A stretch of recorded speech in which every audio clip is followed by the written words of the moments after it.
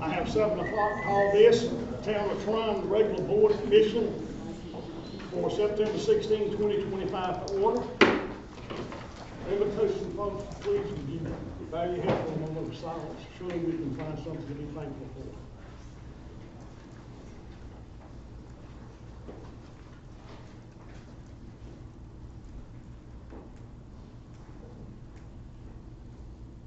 Thank you.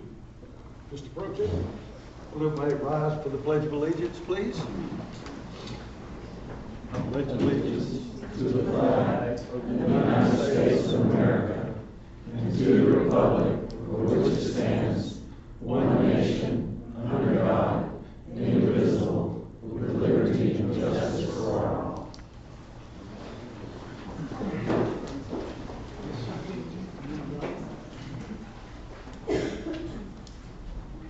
Item 4, agenda adoption. Any additions, deletions, corrections?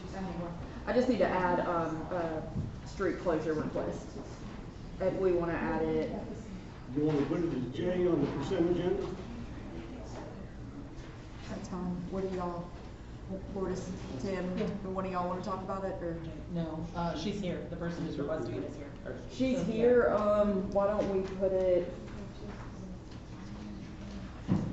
we'll just do 14A, like, put it there, right under 10, if you want to do that. 14A.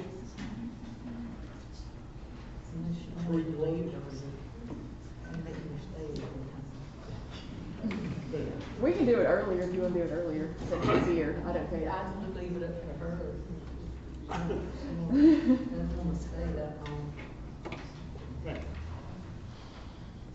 Shall I entertain a motion to adopt with the addition of item 14A?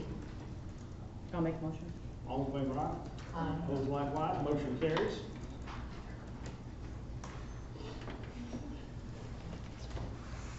Chief Scott Holt.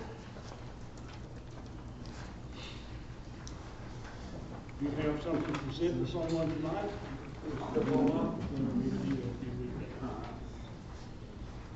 The North Carolina Criminal Justice Standards have awarded Lieutenant Lale with Advanced Law Enforcement Certificate. This certificate requires dedication and determination. There are 5 ways to achieve this certificate.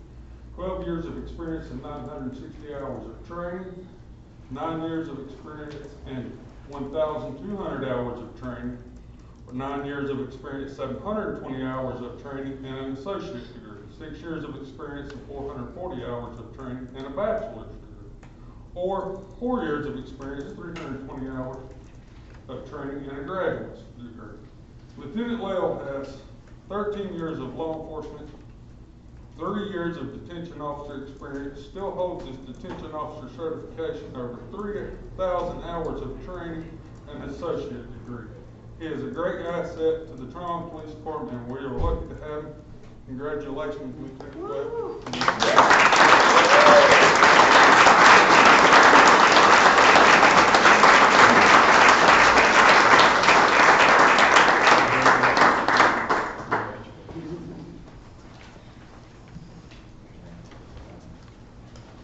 So which one of those do you fall under? Yeah, pretty much all of them. Josh Cornell, motion. Huh? Which way you want to stand? New fire chief. I, Joshua Cannell, I, Joshua Connell, do solemnly swear do solemnly swear that I will support and defend that I will support and defend the Constitution of the United States the Constitution of the United States and the Constitution and laws of North Carolina, and the Constitution and laws of North Carolina, not inconsistent therewith, not inconsistent therewith, and that I will faithfully perform the duties and that I will faithfully perform the duties of the office of Fire Chief, of the office of Fire Chief, on which I am about to enter, on which I am about to enter, according to my best skill and ability. according to my best skill and ability. So help me God. So help me God.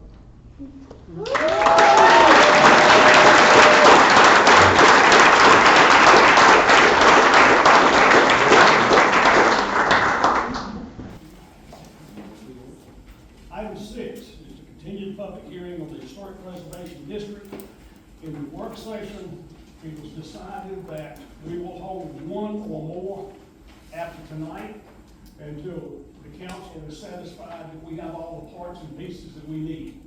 So, that being said, I'm gonna open this as a public hearing. If you would like to speak, let me see your hands so we see how many, if we have to limit it. How many people want to speak? Only 3 or 4. Okay, based on that, 4. Okay, Joyce, I'll start with you. Please state your name for the record.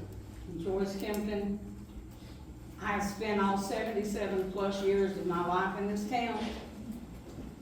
And I hate to see what's happening when people are coming in and deciding they want to make this town what they just left. They're trying to change too much.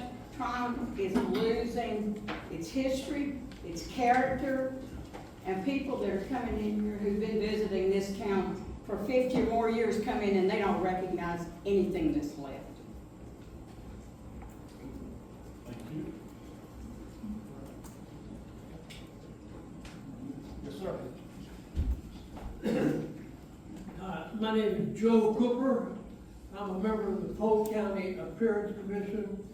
We were appointed by the Polk County Commissioners to promote programs that will make our part of North Carolina more beautiful and more inviting. We support the recommendations of the Historic Preservation Committee. We understand that we live in a historic town, and of course, things won't be kept up to date, but people who come here want to see the historic Tryon, and it's very important for us to keep it that way.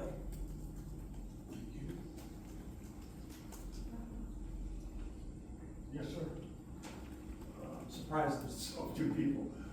Greg Meyer from the Tryon Parks Committee. I went to the last town council meeting and then to the Historical Preservation Committee meeting, and I heard a lot of flack about not seeing these improvements made, but to me, I think the people that were against the historic preservation's policies are honorable people, and I think that they have good intentions.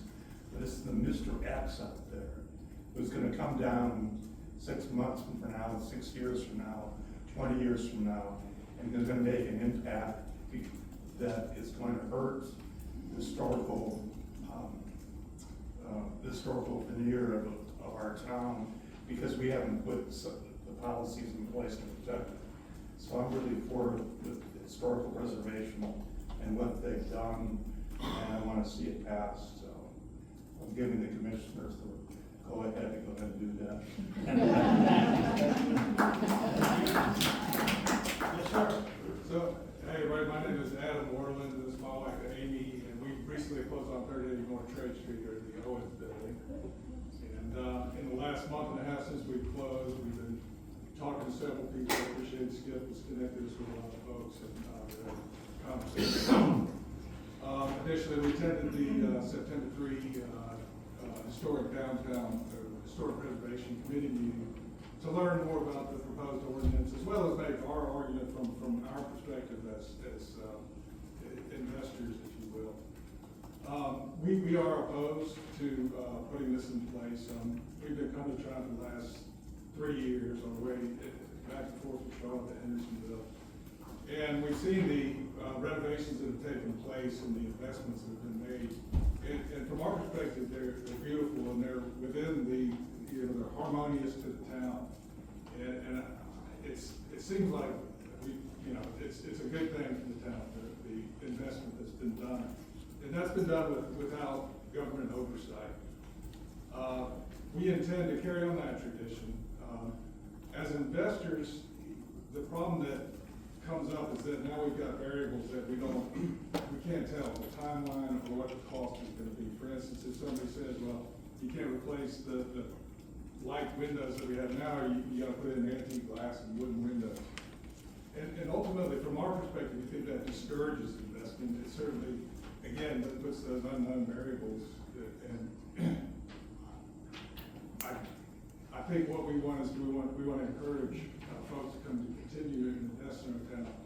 And all those natural incentives, you know, one argument that I heard in the last town hall meeting, as well as in discussions, is that we need to keep people from coming in and buying a building and then knocking it down. And I don't think that's a logical argument. That's more of an emotional, kind of fear-based plea. I mean, what we paid for the building was not the land value. We paid for the building value as well. And so it's just not natural for us to go in and want to knock it down. Is there anything you want to add? I just think it leaves a lot of uncertainty about what we will invest in the building that passes. And I think, you know, it's your town, it's your right, but it's also a building that we have to make the investment into. And if we don't feel good about sort of the unknowns of that, then the second part of the investment will definitely be on pause, and it will be up in the air about what we do. And boards change, and these types of oversight, they grow. They don't go backwards, they go forward. So it's concerning to us. Yes, ma'am? Yes, hello, Kathy Brevney. I was on the Appearance Commission for 10 years and retired a couple years ago.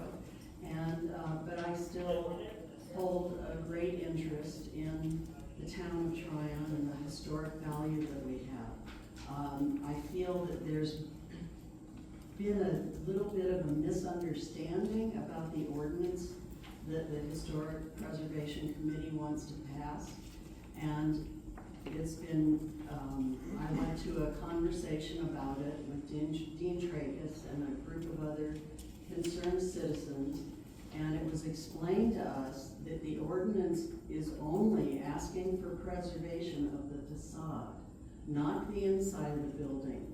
Investors and present store owners, building owners, can do whatever they want to the inside of the building. There is no regulation trying to be put on that. But to keep some of the historic value of our town that hasn't already been changed, because unfortunately the town didn't have an ordinance like this. And now that they're going forward and trying to do it, to preserve it for the future, for our children and our grandchildren, or people that are going to be here when we're gone. And a lot of us, that's not a whole long, you know, a whole lot of time from now. And I really hope that everyone will consider the fact that historic preservation is very important to not just the town of Tryon, but to our state and to our country. Thank you. Yes, ma'am? I have a very simple question. Krista Sotomayor. Pardon? I'm sorry, she's on this side this time. She knows me. How are we defining historic? That was one of my fundamental questions. You know, which building, you know, if I look left or right, some don't look so historic from their appearance, but they could be 200 years old for all I don't know. So how are we defining historic as it applies to this? I think the committee can answer that question of what they're working on. And folks, this, excuse me, no matter what we do in a small town, you're gonna have a large group of people that don't care. A group of people that want to change it and hope they improve it, and a group of people that don't want to change it at all. Only thing I can tell you is when I ran for mayor the first time, there were 16 empty storefronts, and this town had $1.58 million in the red. And you can look, and we are not there now. We've come forward. Have we done everything I wanted to do? No. Nor have we done everything you wanted to do. It all takes time. The building that you have, I don't think there's anybody gonna tell you anything to do. If you had seen that building, what was hanging out in front of it, it was probably the ugliest building in town the way it was built. But if you put this in What was built place- onto it. And now it has a chance to be beautiful. But if you put it in place, it takes away any of our ability to say, that's not good. There's no discussion, this is what you have to do. And it's, well, it isn't now, I have read it, but these things grow, and they get bigger and bigger, and it starts on the exterior of the building. We aren't then there moves into the yet. If interior. y'all want to have a discussion My only point is that we need to save the town, however we do that. There's a committee that we're working on with this young lady right here, trying to preserve the cemetery, that people ignored for at least 30, if not 40 Is years. the town saved if the building is empty? Is the town saved if the building is empty? No, Okay. but considering where it was and where we are now, we've come a long way, yes. And I think we have come a long way, but I think this, we don't want, as much as we want to preserve the historic value, and again, what is historic? Certainly the windows in their building aren't, but does that mean you have to put them? Because that would be hugely expensive. We don't and know. We don't know, but we also don't want the town to be polarized on it. You know, we need more input, and it's becoming far too polarized. Yes. David Wallenstein, I'm a member of the commission for years now, and a lot of work's gone into it, and a lot of hope that we can be appropriate and contextual. Those two words are, context are very important, and if there is something that a historic property can contribute or not, we'll try to keep the historic context and listen. Things move on if this commission doesn't get, the law behind, the appropriate zoning as it would be presenting, maybe, the next commission, the next one that spends 10 years putting together code and working to do it won't be so enthusiastic. I'd encourage people to think about striking while the iron's hot. Alan, Finley here. What benefits are there to the property owners once it's designated historic? Are there tax benefits? I can't, can you answer that question? If it's designated, then are there tax benefits?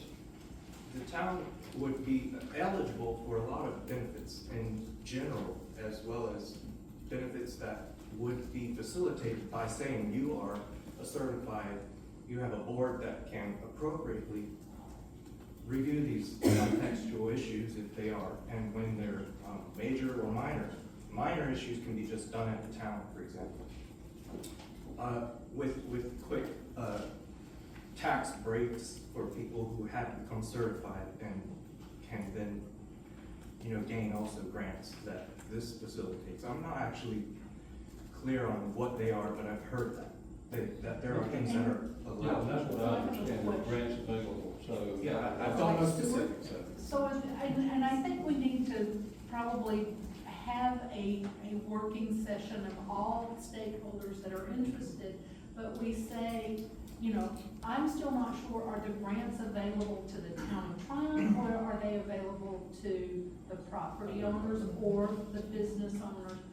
Who are they available to? And I think it would be nice in another meeting to get all that level of detail.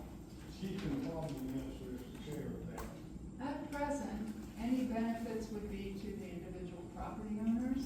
There is a difference between contributing and non-contributing buildings in this historic district that it is an existing National Register historic district, and our proposal relies on the 2015 National Register designation, which describes the buildings in detail, their history, has photographs from 2015. They've also added updated photographs. The State Historic Preservation Office made that determination about whether buildings are contributing or non-contributing. If they're contributing, the property owner has a much better road to tax credits. But if I may, in 2014, Missildines, the Bottle, now contributing buildings, were not considered contributing buildings. Scott Lane, who developed those properties, worked with the State Historic Preservation Office, peeled off one layer of the onion, brought it back to its more historic facade, and was able to change the designation of that property from non-contributing, or those properties, to contributing, and get federal tax credits for the work that he completed.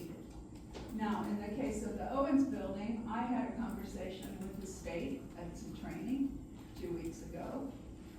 They would need to contact the Western Office of the State Historic Preservation Office, a woman named Jennifer Cappy, and discuss with her whether that might be a possibility with this building.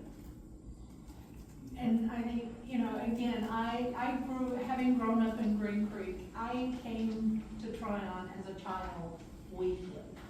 But I also, so I understand historic preservation. I've lived in Northern Virginia where there's a lot of areas. But as an investor, there's a lot, I can kind of sympathize with the angst. So that's why I think we need to have a few more working meetings so that everybody can really understand and do you know, essentially a cost benefit analysis. Is it, because we don't want to run investors, we don't want to limit our investor pool either. And that would be a concern for me. I believe that Main Street has done this kind of analysis. Okay, that would be great. And I have sent it to members of the commission. Where is the map to be found that we're talking about? Because the report that I received from the town website does not include the map that's being discussed. The designated buildings. Is that available to us tonight? She may or may not have the answer, or Tim. Ma'am? It should be, I scanned this packet, the map should be in it on the The map was website. being in the packet On the last website? week, which would have been on the historical, you know, we put the link to the Right, but historical the- post packet last week, but it's not in this mammoth. Right. Yeah, But it was on the I think website. Tracy's got the right idea as far as we need to bring the stakeholders in, find out what they really wanna do. I mean, as of right now, nobody's done a bad job since 1965. On every remodel that's come through, they've upgraded in the last 5 years. You know, we let the 60s pretty much do all the damage. Yes, ma'am. Hi, Rose Strolls, I'm about my gosh, I'm asking a plea for someone in the know. Explain the difference between contributing and non-contributing, and what's the restrictions, because their building is non-contributing. So I'm under the impression that those buildings aren't as restricted in what they can, do, versus, a contributing historic building. Could you address that, please? Yes, Ordine. Ordine. Contributing building was determined. So one of the things that determines whether a building is contributing or non-contributing is that its age, at the age at the time the state looks at it. And in the case of Tryon, there was a consultant who was hired who's very well known in this area, Clay Griffith. He has a lot of expertise. He prepared this National Register nomination, working with the State Historic Preservation Office. One of the requirements to be a contributing building is that it has to be at least 50 years old. Most of these buildings are. In the case of the Owens building specifically, since that's been raised, that building was built around 1900. It was changed in 1920 and 1928, and then again in 1970. So the current facade, whether you like it or not, is 50 years old. Now, in 2015, it wasn't. But the other issue, beside the age, is whether it reflects the historical fabric of the building. And that building has been changed so much that the state's determination in 2015 was it's non-contributing. Similarly, the state found that other buildings that are in this designation, because they're part of the historic district, are also non-contributing. And Ms. Sproles was absolutely correct that with respect to a non-contributing building, the standard of review by the Historic Preservation Commission is a much lesser standard than what is applied to a change in facade of a contributing building. But who gets to reject it? If we brought a proposal to, even though it's, the standard is less, the committee still can reject it, and that is my problem with it. And don't hold your hand up like that. I'm sorry, your whole premise is so negative. Can I also paint a picture from the guidelines and the draft guidelines and the non-contributing? So we were informed in that meeting that the signage on the Maple Street, the existing Owens Pharmacy sign as well as the cleaner's sign. And again, we have no intention at the moment of taking those down, but we were informed that those would need to stay per the guidelines. It would likely need to stay. Why would somebody's advertisement, which is against town ordinance to paint on facades, You're advertising another business. has to say? I'd love to see that all go away. Well, I think probably we have to consult. But again, the Folks, point don't is that get you all tired and decide. hung up You in get mud. to say. What you're discussing now should have been discussed in that historical meeting they held. And that's Then they need to have That's more what of we're it. trying to tell you. And We'll solve nothing tonight. But Think how about many it. people love old cola signs on the sides of buildings and barns? Okay. Last one. Yeah, my name is Marie King, I'm from Tryon, and I'm sorry, when our mayor asked how many people were going to talk, 3 people put their hands up, and suddenly we have a row going. We need to stop this, and we need to have another meeting that is going to be just for that. Last meeting, I left after we spent an hour on this kind of thing. This is not what we are here for.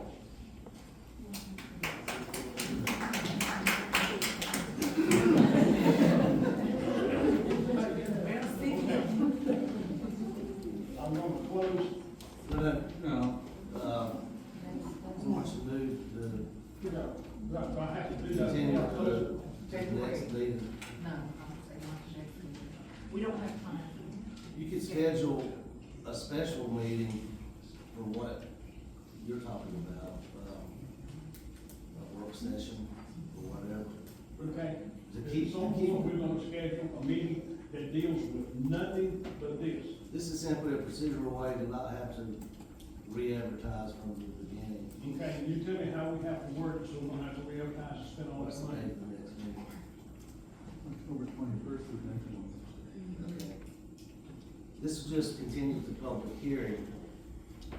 Doesn't mean you can't have a special meeting to just, yeah. Can we do it in November? And give these special meetings more time to occur? Is there some reason that it has to be done in October? Next public hearing? Yes. No, you could turn it to November if someone wants to make that motion. What's going to happen, folks, if we can put this off, put this off, put this off? And I'm not blaming anybody, but I know I've sat here since 2010 and talked about historic club, the historic Meadows District, which I live in, and I still got some of the paperwork for that. It just goes on and on and on. And what my fear is we'll lose what we have. That's it in a nutshell. Okay, so next time. Motion to recess until November 18th? either October 21 or November 18th or whatever, meeting at 7 o'clock. I make a motion to continue this on November 18th at 7 o'clock. Second. All in favor, aye? Opposed, likewise. Motion carries. And when the historical group pulls this meeting in, let's do it in the evenings because a lot of us still work. I never could make these other ones because Here. I work. Okay, now, moving on to I'm sorry, Can I just ask a question about the meeting? quickly. I'd just like to know why the next meeting is gonna be different from this meeting. It is a clarification that people want clarification because they don't know the answers and they don't know, or at least they haven't read what is coming from here because they haven't been here, they haven't been to the meetings. So you get more questions than you get answers. I can answer that from last time. From my viewpoint, I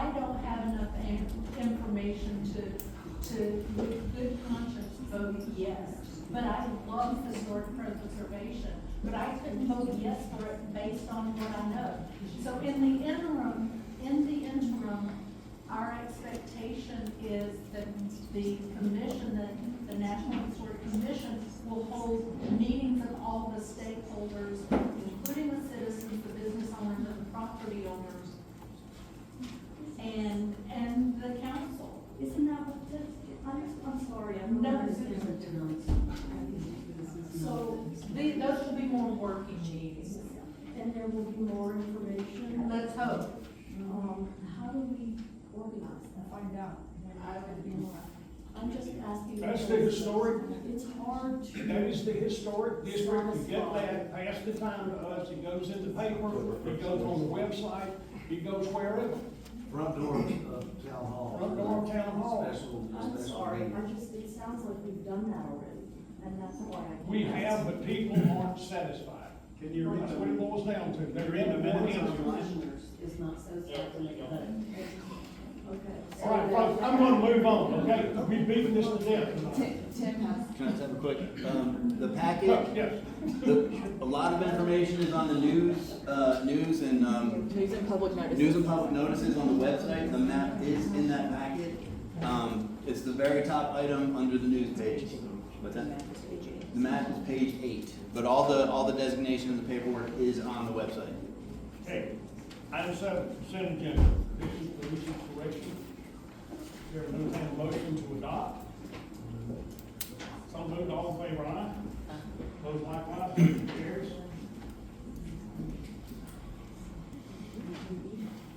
Jim, item 8, contract damages and restoration. It's been almost a year since the lane hit the western North Carolina mountains. And we've had this item on the agenda ever since, just for an update. Initially, it brought a lot of stress upon all of us, especially the finances here at the town. I'm pleased to report now that we now have enough money from 3 loans with the state, the loan from the town's general fund, to finish all the renovation work at Harmon Field. We've received, I guess, about $700,000 back so far. Yeah, from which fund source? From the loans or from FEMA? Just FEMA. Just FEMA, including money we got in today, is roughly $900,000. Okay. So what I want to say is that all the projects that Brad Harmon Field has awarded, we've got 2 ballparks in the construction, 2 soccer fields, basketball court is now open and finished. The playground is open, waiting for just one piece of equipment to get restored. So as we submit the money to FEMA for reimbursement, they want the project finished, and they want a copy of the canceled check. So when the money all comes in, we're prepared to pay back the 3 loans to the state, as well as the town's general fund at that point. But earlier, Brad and I had to decide we could do these projects and wait for the cash flow to come back. When they came in, we went out and did some new projects. Now we're in a good position to finish Harmon Field and get it open. We also are working on what they call a 428 project. What that means is items that were destroyed, like the boardwalk, the screened-in porch out there, the cabin which we have to tear down, the field house restrooms. That money we're gonna take and put it toward the vacant building out at Harmon Field, the old library media building. The Fine Arts and Crafts done a great job restoring their building, but the town has neglected on keeping that. And so they want enough money to get it restored. At your last meeting, you authorized the manager to go out and seek RFQs. So we're getting those out to architects, and we'll be doing interviews and pick an architect to design that building and then get it also in the community center. But I feel much better. We're in great shape compared to where we were several months ago. Also, too, I want to share with you, there's been a group in Polk County Long-Term Recovery Group. They're going to host a remembrance ceremony at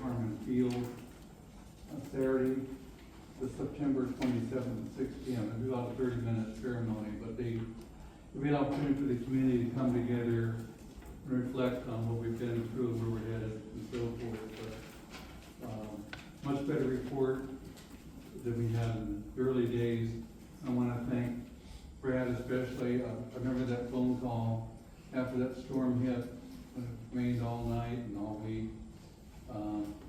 As you might recall, as when I came here 2.5 years ago, I shared with the town board that, and the Harmon Field Board as well, that the park had fallen into disrepair basically over the years due to lack of maintenance.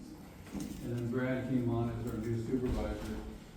We worked diligently to get the park in a great shape. Then Helene hit. And I've got several pictures here with my people in town. That whole park was pretty much underwater except for the school buildings. Anyway, and one thing that's happened, the soccer field, we were gonna spend $300,000 repairing those 2 fields. And together between Mother Nature and the Army Corps of Engineers, I went out there with Brad a few months ago, and the fields are bouncing back in pretty good shape. So we're gonna have them open much sooner at a lot less money. Again, kudos to Brad and staff and the Public Works Department for helping and so forth. And the Harmon Field Board, they've been meeting twice a month because of Helene to try to get this park back in motion. So I think we're feeling good, and we can now see light in the tunnel. Nothing short of a miracle at this point. Are we allowed to ask a question? Sure. Are we allowed to ask a question of Mr. Do you have a Campbell? question? Yes, please. Yes. Always your name for the record. Kathy Bretman. Have you all considered, in your extensive planning and work and everything, have you considered moving the log cabin rather than destroying it? Well, I guess, Brad, I guess the key thing is, what happened was, the cost to repair it is greater than 50%. So Polk County has rules that if it's over 50%, you can't restore it. And we've been talking to the Harmon Field Board is, even though FEMA will give us money to tear it down, my thought is we go out to bid and maybe have individuals here locally bid on it, take the material, we just credit that, so we get the same amount of money for us to take over to the school building. But that makes more sense than to have it demolished and take it off the dump, that if we can make use of the structure, the cash flow would have to be the same. So we are Somebody might want to take it and preserve it. Yeah. Okay, thank you. Ken. Ken Dahlstrom, question for Jim. Thank you for the job you do, we appreciate that. The question I have is still regarding Harmon Field, since we're on the subject. There was another building there that has the potential to generate revenue in the form of that concession stand, restaurant, whatever. There was a guy down there, he's gone. You made no mention of that building whatsoever. Is that just gonna be torn down? I mean, there was a lot of money poured into that building. It's not gonna be torn down. The Harmon Field Board is looking at that building. It's gonna either come back to the concessions building, or one of the ideas kicked around at Harmon Field Board is to make that into public restrooms. But you guys are still doing they're still doing horse shows down there, right? And So also, the thought is to bring in food trucks and have new public restrooms at that location. That makes more sense. Which makes sense. A lot of times too, you would not, if you're building brand new bowl diamonds and so forth, you don't usually build brand new concession stands. You've got a lot of food trucks that come on, have plug-ins and so forth, and provide a much more variety menu and so forth to the general public. And Brad and I shared that with the equestrian folks. They like the idea of having nicer public restrooms closer and have food trucks to surface the special events. You better reevaluate your food truck fees then. Otherwise, you're not gonna get them. And also just, I think it's great to sell the cabin, but just make sure people understand the zoning rules so they can put it. Cause I couldn't put it in a certain place on my property, right? Well, I mean, I was thinking one idea Wow. Okay. Is, you could have a local organization buy it and maybe reconstruct it someplace else in Hermanfield. Is that doable, Brad? I don't know, that's a pretty gray area. Okay. Well, the thing that we're doing is, if you've seen what's happened and how hard we were hit, we're trying to face things a new way. Some things go, boy, I'd like to do this, and either the feds or the state or the county goes, no, you can't. And sometimes perhaps I'm guilty of not saying, hey, it was over 50% of that, and I got my first taste of that in 1980 when I was principal of Stern School. What a great old school. We need to rehab this school. But the school will praise for $300,000 and would cost $1.2 million to rehab it. And so you know what the state did? Good. You can put adults in it, but you can't put kids in it. So their rules sometimes get themselves drug out, then you don't want to see it. Dave? Maybe the arts and crafts school could do something with wood timber framing and get their 2 cents in there, you know, for a class. Yeah, you can fix it up, just give us half the Yeah, million. pay us to fix it. Okay, item 9. Proposing to update tourism on the website. Tim? Okay, so there has obviously been talk for a long time to completely revamp the website. Lourdes has been working on getting some quotes. I'll hand it over to her real quick. Yep, so Tracy and I have been working together, and attached to your agenda, there should be. Tracy Daniels. Yes, Tracy Daniels. Yeah. The Big Boom Design quote. She spoke to Formation PR, and they wouldn't be able to do it for under 20,000. And Websy Daisy was between 18 and 24,000. Big Boom is very familiar with town websites. They've done several town websites. They have the functionality. They can work with WordPress, which is what the town of Tryon needs in order to connect to the county tourism website, because they use WordPress, and we share a calendar, some calendar functions with them. So we are asked, so the tourism board is willing to pay up to $6,500 for revamping the website, and basically it would be, they would share a very common theme. So when people went to one, it would look very similar to the other, but the town one would have obviously more function than the Explore Tryon one. So they've agreed to put forth up to $6,500. And then we are asking the town to put forth $7,225. Big Boom's total estimate was $13,725 to revamp both of the websites. So I just have I used in my former life, I used to look at proposals all the time. I was a little bit taken aback at kind of what I considered the sloppiness of this. I mean, I also did a lot of editing, so I wasn't, really, really happy with this. But I also think that if we do move forward on this, I would like to see a broader group help with the, what does it need, what, at least on the town side, what needs to be that first kind of like front and center on a website, so sort of the design planning. Because we've got a lot of really smart people in town, and probably we have people who've done this type of work in their prior lives or even in their current jobs. But I'd like to see that, and then I'd like to see, I'd really like to see citizen input for the planning, and actually for I think they called it the feedback phase, which I would call user acceptance testing.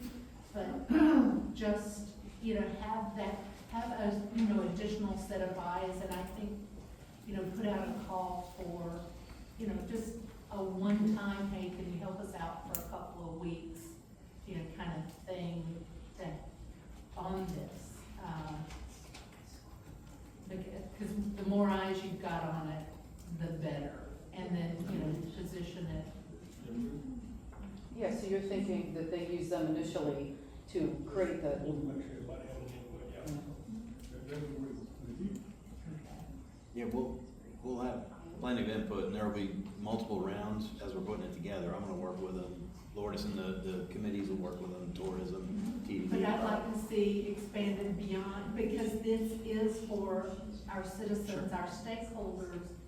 I would like, they're not just town staff, but, you know, other people to weigh in, because this is this is a huge opportunity for the town to, you know, to come up with something that looks better, it's not as hard to find stuff. And the more sets of eyes, you know, because I've done this kind of work, trust me, there's always somebody that comes in at the last minute and they have a great idea, and you don't want to not use it because it is a good idea. So if we can capture some of that, and, you know, if we can just find out, you know, who would be interested in helping. Okay. Item 10, Aren't we? Wait, I need The contract. We need to move forward with the amount of money that we're asking for. did you get that much? Yes, That much? it's in the packets. What's that? We have the money to do it. Yeah, that's the next. But actually, the good news is most of it's coming from, TDDA and the tourism folks. Just It sounds like tourism. it's Just tourism. Just tourism. Just tourism. Yeah, I mean, the next one, agenda item is the amendment for the funding. And I guess one more question, who's gonna, to maintain this after it's updated? It will be staff and, well, the town one will be staff, and then, our Explore Tryon one, there's a consultant that manages it. It'll be turnkey, and like right now, I can make edits, Emery and Dispatch can make edits. We're gonna get Lourdes involved in that, right? Well, So, and that leads to the question of how much can you put on your plate and do everything well? So. well, once it's completed, it's just gonna be a matter of updating agendas and minutes, and that takes minutes, not even like 2 minutes. With the WordPress, platform, everything is pretty straightforward. We can train multiple people on it. I mean, it's not a super technical. Okay. And Emery's been great with updating. Yeah, Emery picked it up in Yeah, she no did time. really quickly, so. Okay. Okay, budget amendment number 1, Jim. Okay. And the general fund being managed for We still 20,000. need to vote on it. Let's vote on the contract. We still need a motion to approve it.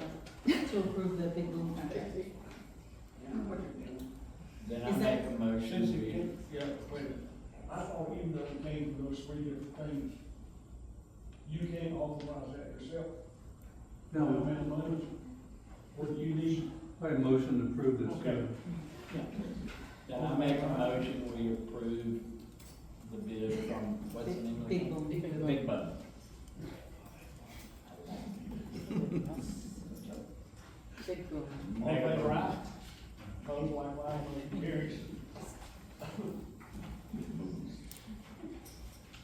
Okay, now we're ready to do the first budget amendment for the year. The general fund's being amended to 42,600. Most of the money is coming from other sources, TDA, tourism, for the website and the kiosk. And, the only money from the general fund is gonna be $7,100 from investment earnings. We're earning much more interest than we had budgeted. Overall, you've got the website for $13,725, and then $29,000 for the kiosk. And that was budgeted last year, but it's been rebudgeted for this year. The tourism fund, they're gonna reappropriate $21,000. They had basically approved this last year in their budget. We're just now getting around to do the website and the kiosk.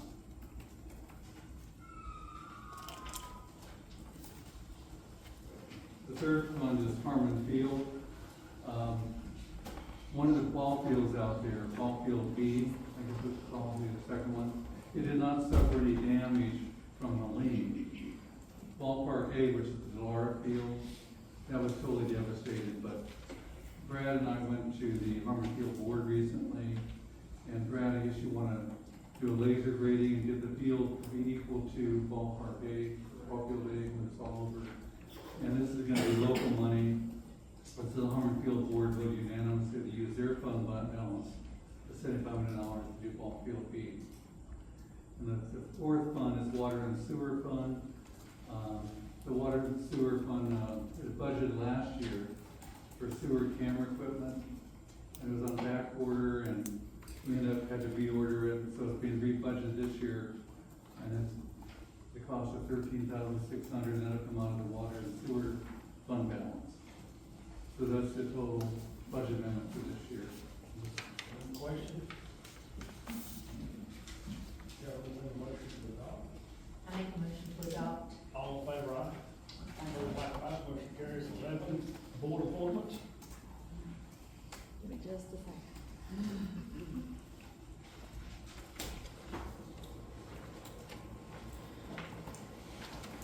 Okay, so we have three, different board appointment matters this month. The first one deals with the Harmon Field Board. There is a current board member who has moved out of the Tryon Township. Per their bylaws, she does need to resign. I have reached out, so I'm presenting that to you all, that she does need to resign.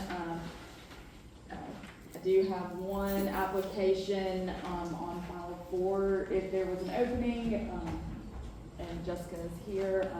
She's also talked to Brad about it. I know she spends a lot of time at the park. I think pretty much daily you're out there. So if you all would like to move forward with, we need to get her to resign. Depending on the resignation to appoint. Yep, she needs, yeah, we, like I said, per the bylaws, the current member can no longer serve on the Harmon Field Board. I'll make a motion. I'll second. All in favor, aye? Opposed, likewise, motion carries. Next one. Alan, who is the new board member? Jessica Glasgow. It's me. It's Jessica's here. Get a picture. Thank you. It's a privilege to serve the town. I appreciate it. Thank you.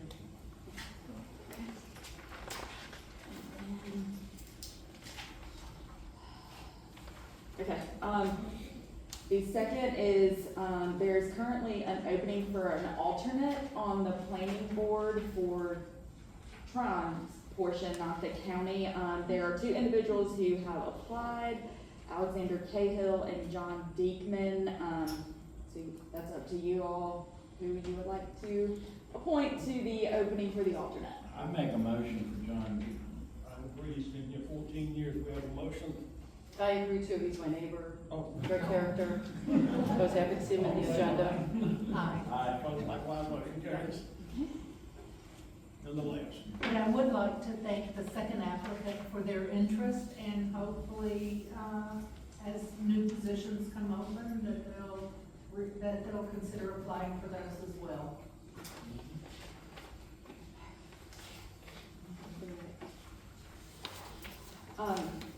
The last two times we've had a appointment for the ABC board, there was some issues with, they just need official staggered terms, so worked with William. So my recommendation is just to adopt this resolution so that it will formally establish the staggered terms that the ABC board needs in order to operate efficiently. It's an ordinance, right? If you do ordinance, the official paperwork is an ordinance. Yeah. We have to have a hearing?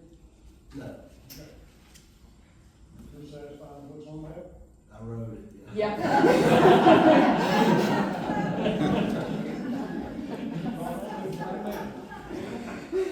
How much we pay for that?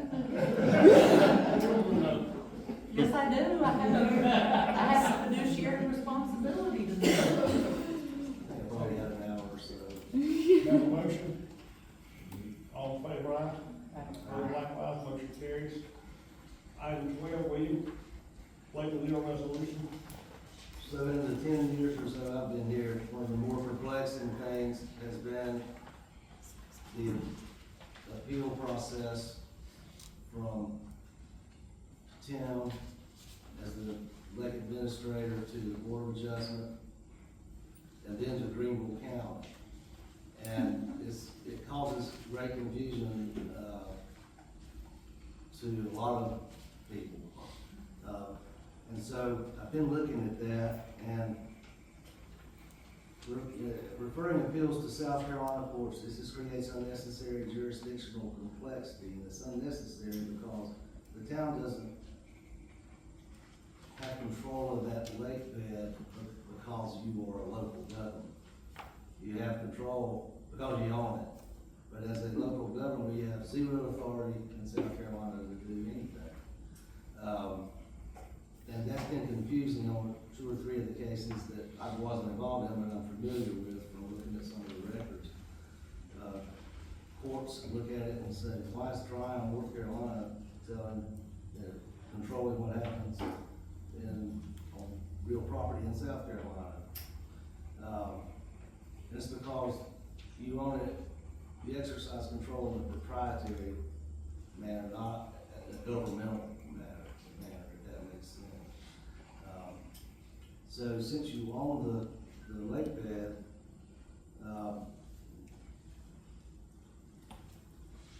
the contractual, well, let's see, I have a few notes here.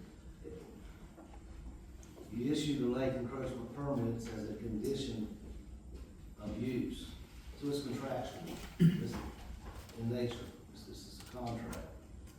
Here are the rules, somebody submits a plan, Tim reviews it, okay, if you build it like this, then you can do it. So that forms a contract. And in contracts, parties can consent to jurisdiction. I see it all the time, various types of contracts, I always raise that to my clients because towns don't want to litigate in Delaware or wherever it might be. But that's a contractual provision. You can require that it be heard in North Carolina.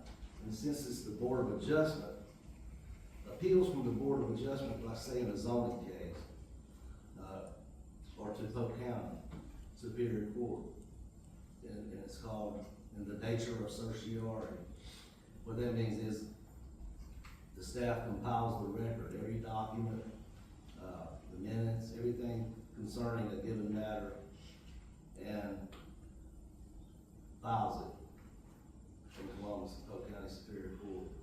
And so what I'm proposing is we do the same thing only with appeals from permit decisions, not environmental stuff, building permit issues, all that stays, it has to stay in South Carolina. But it's my belief that this is way less confusing and it's legally defensible. And at least one attorney who represents someone on that, we have a current issue with on Lake Lanier, likes it. He goes, what would I do in South Carolina? What kind of case would I file? And so I'm recommending that we amend the declarations. We'll send amended declarations to Register of Deeds in Greenville County and see what happens. And if the judge tells me I'm crazy, then we'll change it back to the way it was. But that may not happen for years until one goes up to the court.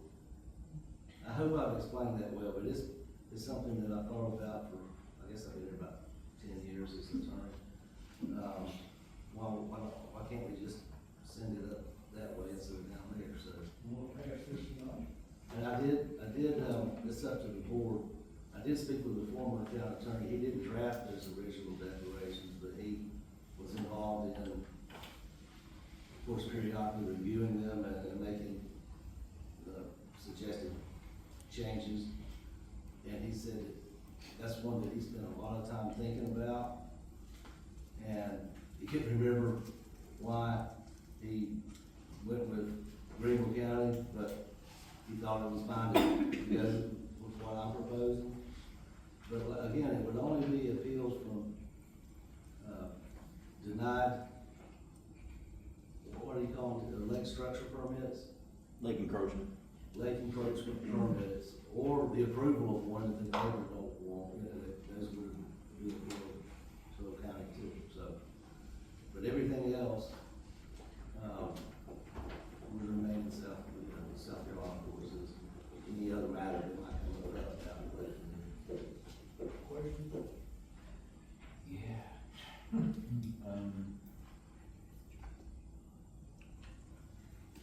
Can we postpone this for a month and go over things?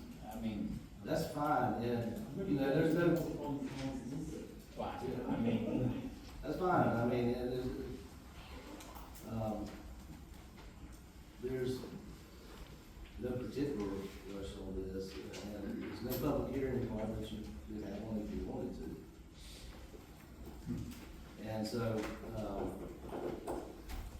and honestly, I meant to run this by the school of government faculty, and I haven't done it yet. It just, I forgot, but anyway, that'll give me time to do that. Okay, so item 13, downtown improvements.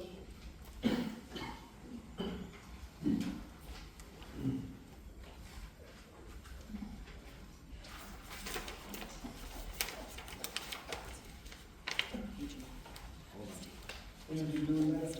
Am I? Yeah. Okay. You're on. I have one more thing we forgot while Tim does that. The tourism board did do their, we need to approve the chairman of the tourism board for 2025-2026. At their meeting, they did vote on, to appoint Stephen Seiler. So you all just need to I'll confirm. make that motion to. All in favor, aye? Opposed, likewise, motion carries. Okay, the Foothills Regional Commission submitted a proposal to assist the town in creation of an MSD, or Municipal Service District. The scope includes preparing a report on the proposed district, making a report available for public inspection in the municipal or county clerk's office, publish notice of that hearing, hold public hearings in establishing the district, adopt a resolution establishing the district, basically the procedures of going through that, at the price of $5,000 to help us along with that process and do some, as I said, public outreach and some data collection. So I guess this is to approve the I'm sorry, Contract with Foothills. the contract, yes, correct.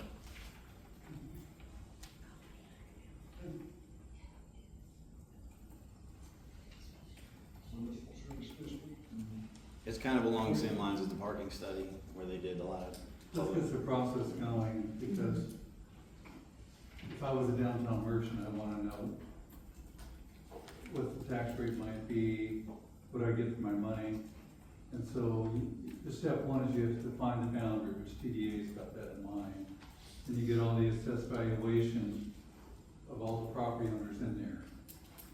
And, other towns have done it throughout the state.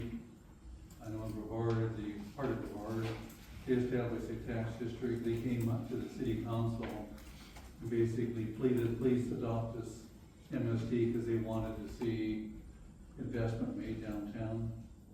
And with the Slitty Grade Trail just around the corner, I think it's just time to get the process going. And the merchants, they're the ones that will be coming to the town board asking for approval. This thing, pull together. Question? So I think at the last meeting, one of the business owners asked who would kind of be in charge of this fund. And I think it was said that one of the merchants would be in charge. But then I was thinking, who would audit that? And Well, would no, that actually the be- way it's set up, because, I set it up in Brevard. What we did there is the money flowed into the city, in this case the Okay. town. And then the town would forward the money to the downtown association. And, for the budget they would submit and so forth. But the tax monies actually come into the city first, and then go out to the TDA. To the TDDA or to the MSD? The MSD. Okay, okay. And so, and that fund would be Would be audited, just audited. like all of them, okay. Mhm. What's nice about it is it allows the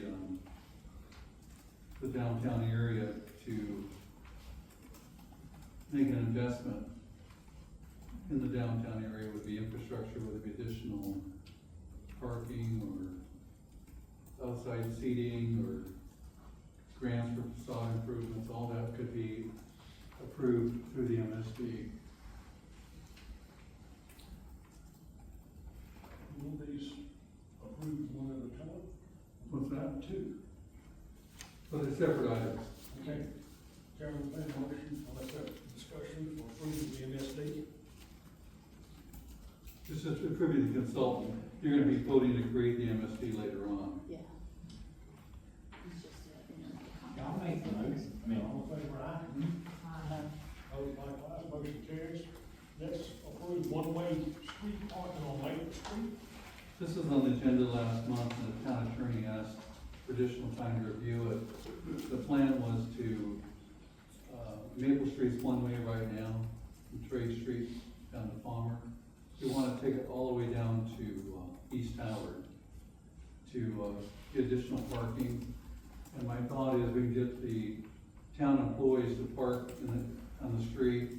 We want to repave the parking lot for public parking, which is so badly needed, for our town.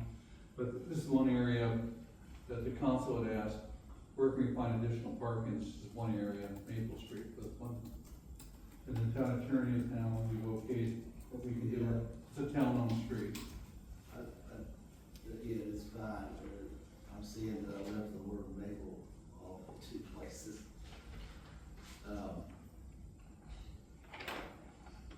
In the title, just an ordinance of the town Tryon Board of Commissioners designating the street as one Maple way, Street. it's Maple Street, and then again, down here, so. Discussion? I think it's a great idea. Well, how many houses are on that section? How many homeowners? Just two on the left. I think there's two. Yeah. Two on Yeah, one drive. If you're going down, I'm sorry, yeah, if you're going down, they're on the right. And there's only one driveway, so we have to obviously not put one there. Separate. Yes. On the initial, measurements I've done, it looks like 11 parallel parking spots could be added down there. I looked at, diagonal, per our ordinances. We might have another McCown situation if we go diagonal on that. The street needs to be, per the ordinances, 32 feet wide. I think it's only 31. So, but that was preliminary, but I mean, I just sat down and crunched some numbers and looked at some stuff. When you say that a McCown Street, Just how McCown, Not as wide. it's a little tight on McCown Street because of the diagonal part. and granted, it's only two homeowners or there, but Correct. have they been taught? Has anyone reached out to them and asked, I mean, I'm right here, nobody's asked me. So there's your answer. I'd like to see somebody go to both residents, at least to get their opinions. I mean, Do you want us to give, yeah. well, there's one other, so. Tim, if you leave it, if it's parallel parking, then can you leave it two-way?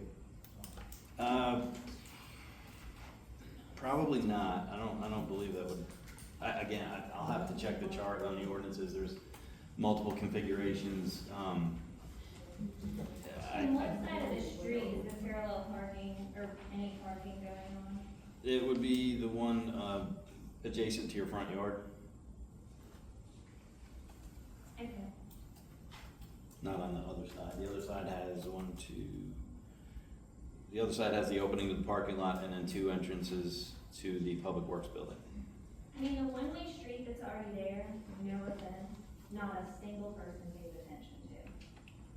Are you serious? I Do do. you know how, Someone on do red. you know how, I mean, I was at the restaurant 10+ years. We used to sit there and watch people go the wrong way all the time. I sit in my living room and watch people go the wrong way. Let's start doing that. So, I mean, Tim has put signage there. When Zach was here, they repainted, they put new signage. I mean, nobody pays attention to the signs. They come either out of, by Brock's, and they turn left and go up the hill, or they come the other way, and they turn left and go up the hill. Like, no one, I mean, it happens probably 80% of the time, people go the wrong way up that road. So there's not any, I think we need driving lessons to try on that. Maybe 1% of the Yeah. time, maybe in 45 It's years. exaggerated. And I've seen 2 people go up the street backwards in 45 years. So is there any way that the, well, I mean, I lived there and I've had a business there for 10 years. is there any way that parking can be put on the non-residential side, or the non? Well, we could, after that parking lot, there's nothing all the way down to Howard, so we'd still have 1, 2, 3, 4, 5, 7, we'd still gain 7 spots. Past that, if you're going down, the only driveway down there on the right, there's nothing residential beyond that. So we could, instead of the initial number, you just take 4 off of that. Starting it after the driveway. Starting So it it's not after. affecting the homes. Would that be more palatable?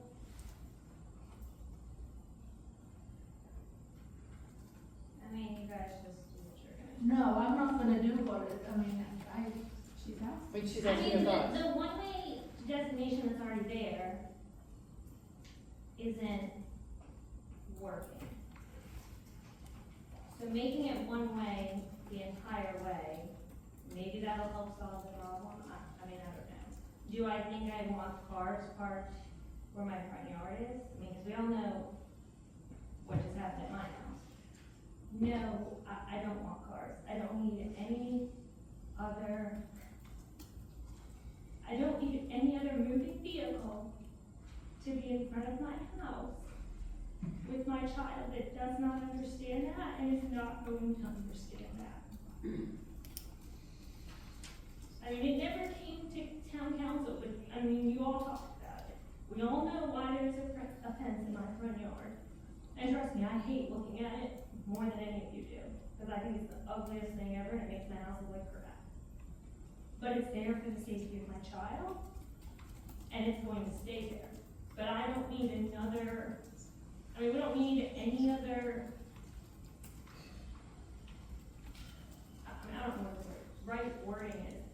We don't need any other vehicles any closer to my house than they already are.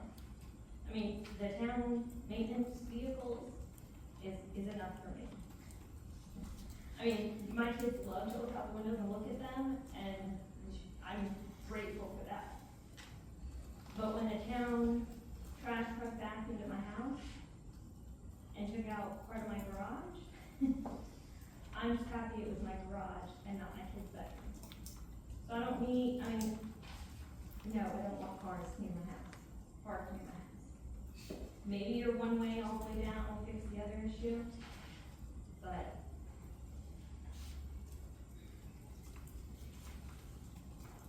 Tim, did you do a drawing for us so that we can see? Or it's not in our packet, right? I mean, it was last minute, but I have something right here if you want. Okay. Is that okay? Have them bring it back next month with a couple, Sure. A couple of. 2 or 3 plans. Okay. I mean, I think this could help Michaela's problem a little bit if it is one way, because then you don't have two-way traffic, which is more people going back and forth on the road next to your home. I agree with that. And maybe if they bump it down to where it starts after the driveway, just to get additional parking, because we're having such a parking issue, that maybe that's the best solution for it. We could put wrong way signs up and maybe I strike mean, the Tim was road. working on some other signage for that road too. Mhm. Yeah, because I mean, eventually that parking lot next to Thompson's is gonna be more pronounced public parking with signage, and there will be more cars in that I mean, area. I'm good with the parking lot. I think downtown needs more parking than you guys have space for. But if we're putting a parking lot there, and I'm all for adding spaces, but if you're making that improved parking lot with more signage, I don't really see the need for 4, 7, whatever the number is. Well, this is for our employees during the day, not to be parking in the public. We need to get the merchants off Main Street. They gotta have somewhere to go, so they'll go down to the parking lot. The employees that are there all day, every 5 days a week, they need somewhere else to park. And turning that into a one-way road allows for those 10, 8, 9, 11 parking places we need. And we're gonna be picking parking everywhere along these streets. There's gonna be a lot more parallel parking in the near future everywhere. Bill, I'm fine with parking, that's not my issue. I think we need to table this to next month while we. I mean, it would have been nice to hear about it not sitting here. I mean, that would. And I apologize for Well, that. this is the second month it's been on the I agenda. was here at the last one. Okay. I mean, so that would have been nice Come back next month. to know. Ken, you got a comment? What's happening. But better signage on that road, and Tim and I have been working on it, would be amazing. Not just painting arrows on the street. If I may, Ken Dahlstrom, if I may ask a question, I just, because there's a lot of, coming into the middle of it. You go further down Trade Street, there's a parking lot there that never seems to be fully utilized. Why is that? It's not our property. It belongs to 112, right? Yeah, it's private property. It's not really suitable. Okay, but if it's not, can it be leased by the town of Tryon to offer public parking? Or, I don't know, if it's not owned by the town. Or could they put up meters and? Well, it is, we don't wanna do that, but, Set an hour. $5 a month or something where you can utilize it, that helps alleviate this vehicle issue, would it not? Has anyone ever, I'm coming in When you have the your 11th hour, problems, when you have big weekends and things coming in, that's when your big problems are. right? When we have rails to trails, the big problem's gonna be there a lot. So what we're trying to do is figure out how to mitigate that before we get there. I think we have 3 to 4, maybe 5 years before we have that happen in our back door. Yeah. That parking lot just seems to be underutilized. Yes, it is. And Until you go back on a Thursday, Friday, Saturday, when things pick up, there's not parking space anywhere. there aren't there. And that's what we're trying to do, is find some parking spaces for people to get I in. park in there, so I think they're available. You too. We'll move this to next time. Okay, thank you. All right, thank you. 14, Tim. All right.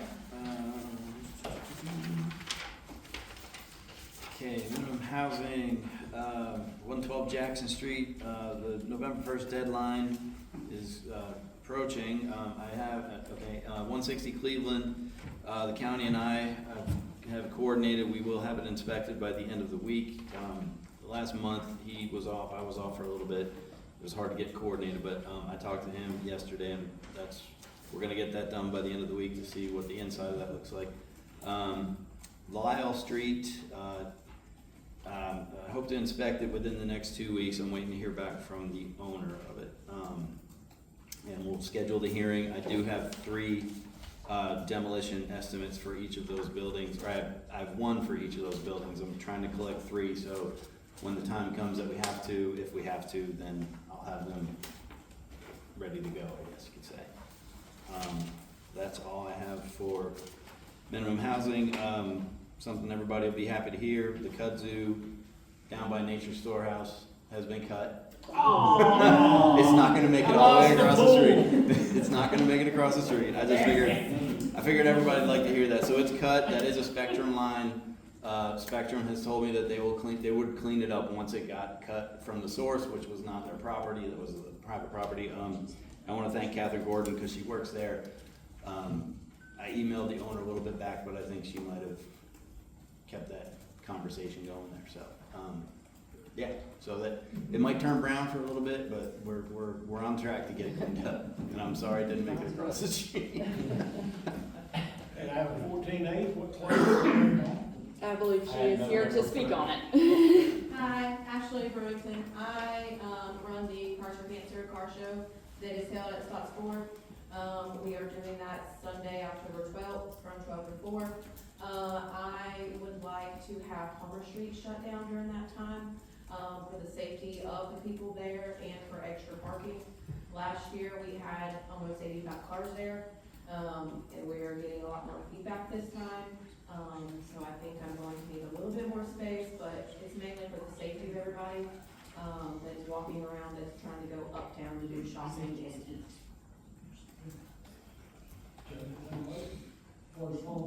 Yeah.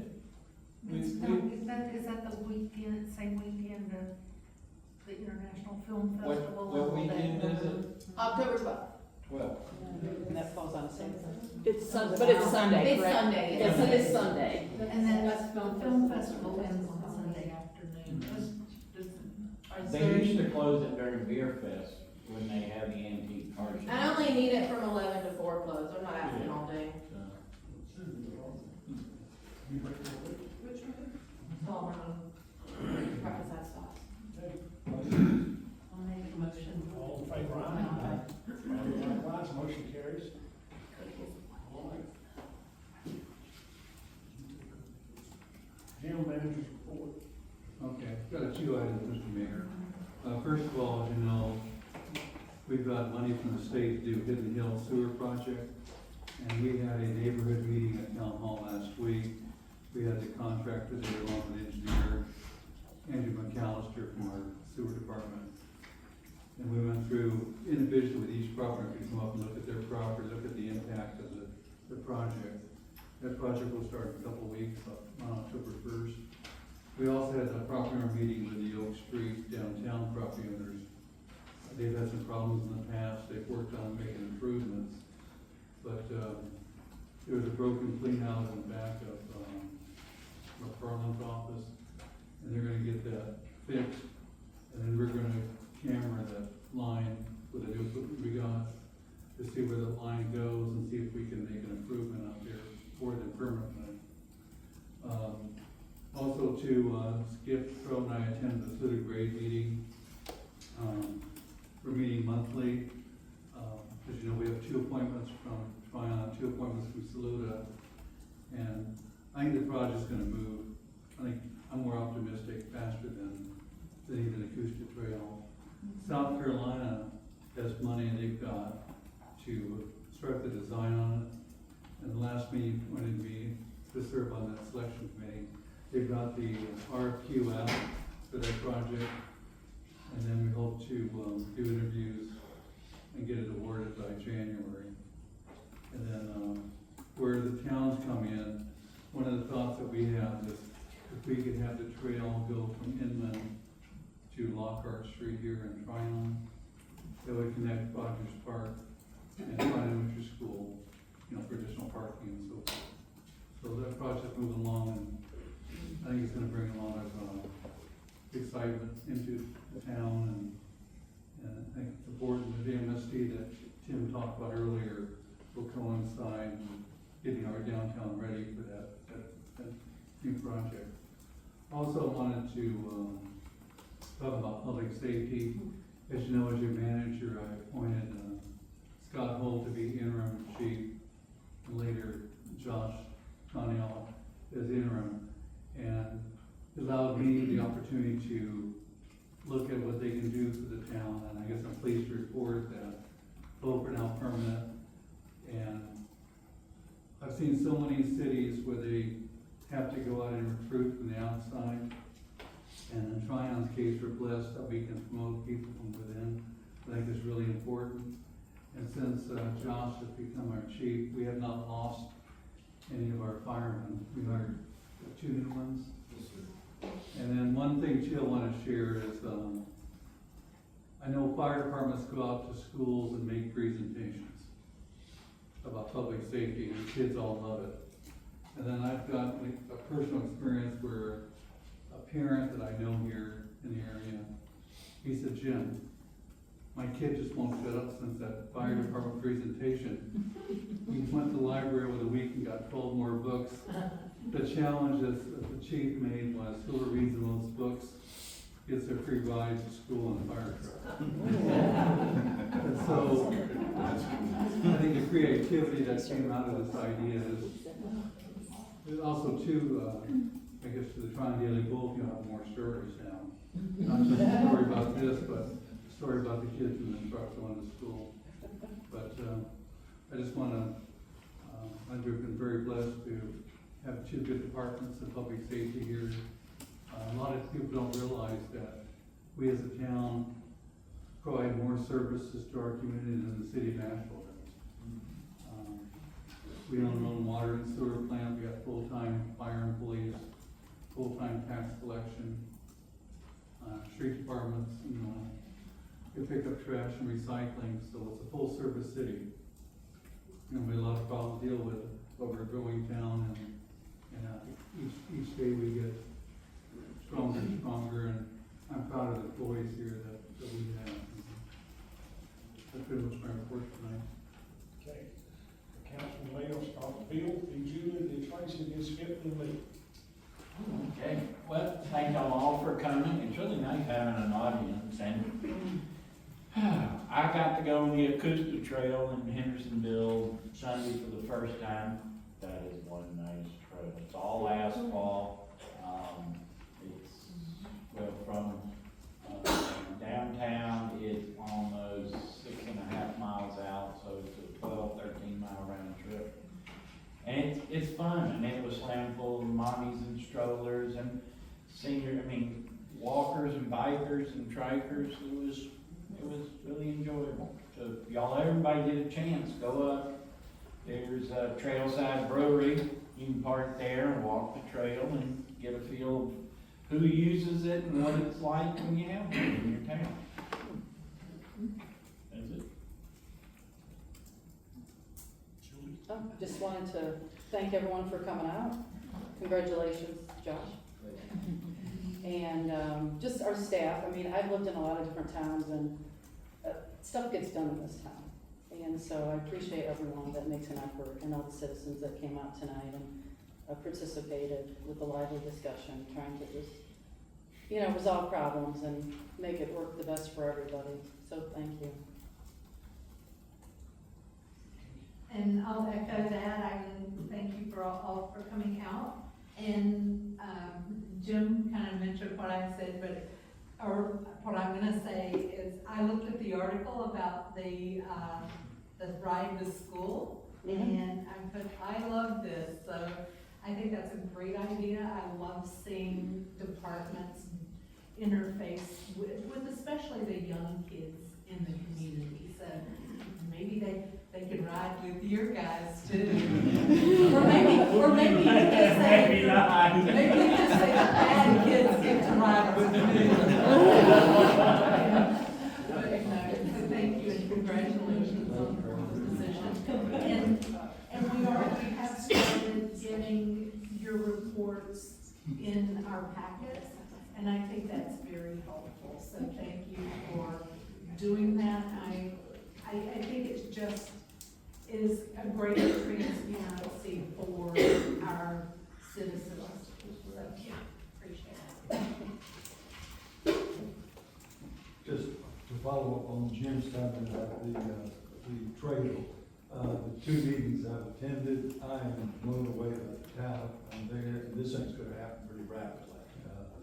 I think we'll see some activity pretty soon. It's going to, we've got to do an engineering study and then put it out to bid on the contract. But Jim and I actually walked McGowan Street, and he made some comments about changes that we could do to get ready for that I think will really benefit the town also. So thank you, Jim. Okay. Thank you for coming out. Brad, I carry my kids out there to practice. Since we started practicing there in June, you cannot comprehend how far they've come. You really can't. We can go out and run around in little circles, we went around the largest circle, and now we can go out, cross the bridge, go down to Warrior Drive, run around, come back to 176 and come back like we used to. So thank you, and all the people who helped me. Thank you. Citizen comments, please raise your hand. And a couple of things. Congratulations, Josh. A thank you to Scott Holt and Ryan Lale for helping a citizen in need lately. A month ago at the last meeting, I asked for an update on the fire hydrants. Where we stand we have an answer? We're gonna be contracting out some of the hydrants. Some of, Well, we're gonna do them all, we'll be contracted over the next several months.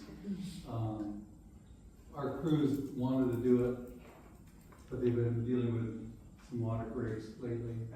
And so, and also too, like you, you know, you get delays, and a lot of times you have to hire outside help to get things done quicker. And so we're gonna proceed with that. one other thing, I wanted to thank Emily because she and I have talked about the fact that there was no report on what the fire department and the police department did on a monthly basis. And it was really nice to see in the packet online what these guys do on a monthly basis. It's incredible. So hats off to both of them. Yes, ma'am. Two things, both safety issues. The intersection of Carson Street and 176, there is overgrown vegetation, pampas grass, and in front of the community foundation and what I grew up knowing as the Billiken Building, across that intersection. Things are overgrown so bad, you cannot see to pull out into the street. It's that bad. And we've mentioned this several times before, and it just, they come along, they trim the top of it, but they don't cut it down enough so you can actually see to pull out. The second safety issue is golf carts. We have quite a few golf carts in our area, and none of them are obeying traffic rules and stopping at stop signs. None of them. So I think it's time we took a second look at having a driver's license to have a golf cart in this town. In the county, they said you have to have a driver's license to drive a golf cart. In the town of Tryon, you don't. Just one more issue.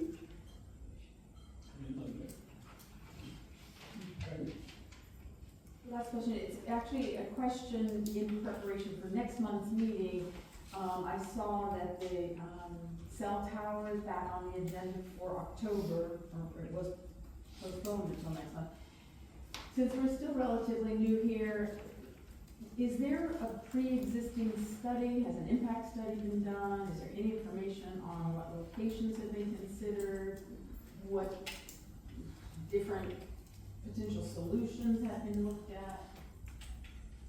Town ordinance calls it can only, cell towers can be on city property. The water plant's the only place a cell tower can go on city property. When you use a cell tower for 911, internet goes down, I can't make a phone call, period. No, I get it. Nobody's arguing, Bill, that we need. Well, yeah, we get it all the time. I'm just asking what But yeah, this has been a information- 5-year process.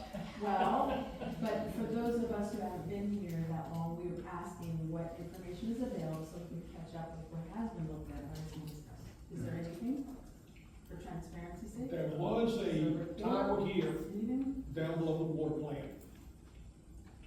They didn't use it, we made them remove it, they removed it. We were going to try to put the new tower in that general vicinity, but apparently there's a codicil or something in a deed that says we couldn't put it there because one or more of the legs would have been on a piece of property that didn't allow towers out in the towers. We have some restricted covenants from way back, restrictive covenants. Yeah, restricted covenant from back, so we had to move it up to the water plant. So that's where we are, we've been negotiating with the company 2 years. At least. Okay, so I'm assuming you just told me whatever has happened and there is nothing in writing or report or impact study or anything available? What's gonna be taking place next month is just a consideration of a lease agreement. Mhm. But the tower can't be built, installed until a special use permit is issued, which is a whole separate process By the town. by the Board of Adjustment, Planning Board, Okay. Board of Adjustment. And, that would be a much deeper dive into the type of issues that you're talking about, it'd be a public hearing. Okay. Yes, sir.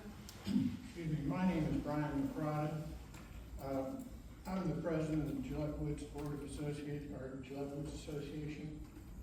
And I'm here to talk to you for just a brief minute about something I don't know anything about, which may sound kind of strange, but it's exactly what Chris had just mentioned. I have asked repeatedly for information about this cell tower. Like her, I don't know exactly how long she's been here, but I have not been here 5 years. I don't know what happened 5 years ago. Yeah. And absolutely no information is out, no technical information of any sort about what's gonna happen. I also wonder, and I need to say at the outset, the association has not taken a position on this primarily because we don't have enough information to take a position on. I will share with you that the association conducted a survey. We sent out 200 questionnaires. We got about we got a 30% response. We got about 75 responses, and I'll be happy to share the information with any of you if you have a working group or anything. But I will say that based on that survey, absent additional information, the majority of the people in Gillette Woods do not support the construction of this tower. Having said that, that's without knowing how tall it is, what kind of lights are on it, if it's guide, where the guy wires land, what's the fall zone from it. We haven't seen a coverage map or anything, so we're sort of operating out of ignorance, and I would just make a plea that we open the process up and get some of us who will be impacted involved. The original application. Yeah, I still have the original application, but that wouldn't tell you exactly yeah, what this is. the height's gonna be different, the type might even be different. I don't have any paperwork regarding an application right now, or specs or drawings or anything yet, but as soon as that is, it'll get out and we'll have. Well, I guess I wonder why we're proceeding with a lease. Because they're not gonna submit the application until they secure the lease. They secure a lease. They gotta spend $15,000-$20,000 just to prep, before they even build the tower. And they wanna be sure they have a lease before they move forward. Yeah, but what if everybody votes no against it, then how do we get out of the lease? Do we have an out clause? They don't need it unless they're gonna be allowed to build a tower. So the lease was Who's just, they, for starters? the company, What's the which company is it? Verizon. So you Verizon guys is are protection from the town standpoint, but Verizon is selling the town. Either or, it's, I've been talking yeah, to, the representative for Verizon. it is, it's one of those Selco doing business as situations. Folks, we're asking questions, we have things in our hands. Next month, we have a public hearing, there'll be some paper we have about this. It won't be a public hearing, we have to give the public notice that it's gonna be Voted. considered. The consideration for the lease requires 30-day notice, which will be published in the bulletin. But whatever pieces of paper we have, that people ask questions about, we need them here. I guess, Brian, if you get those questions from Gillette Homeowner Association to my office, so I can get those answers put together before that meeting. Sure. If I may, you may want to resend those, because I live in Gillette Woods and we never got anything. Excuse me, do we have your email? Pardon me? Do we have your email address? That's the question. Well, we never got anything. I'll be happy to take your email. I promise you, if I didn't get it now, I'm sure a lot of the folks didn't either, especially the Well, people who sent response. That's a different issue, but we do the best we can. Okay, folks, we'll do the best we can. One brief moment, we're, Wednesday, October 1st is our next Historic Preservation Commission meeting, and I'm sure it'll be to ascertain as much that we can communicate and, consolidate these questions and issues that and maybe last longer than 5 o'clock, or we can hang out and wait for some live. And what time? 4 o'clock usually. Like I said, people work for a living. It's gotta be a 6:30 meeting work thing. I can't make it at 4 o'clock. Well, we have asked several times to have the depot available to us to have public meetings, so maybe that can happen. I know. And I did ask you to come walk me around. I mean, as of right now, I will vote against it because I have no idea what Adam is in. You know, the man just dropped $1.5 million and he's scared to move forward, huh? $950. $950, well, yeah, all right, well, another $1.5 million on top I of didn't know that. if we were back from your. October first Well, day. we're where we were 45 minutes ago, That's right. until we have a lot of things out here to look at, put our hands on, it's not gonna do any good. Anybody else would go to the cause? Yes, Ann? One more thing, sorry. A reminder and an invitation that the Walk for Remembrance is this coming Saturday evening at Herman Field. It's a free event. There'll be pizza, hamburgers, hot dogs, games for kids, and most importantly, that walk for those of us that we've lost. Okay. Say no more. Chair will entertain a motion to go into closed session to discuss potential litigation, real property acquisition, and personnel.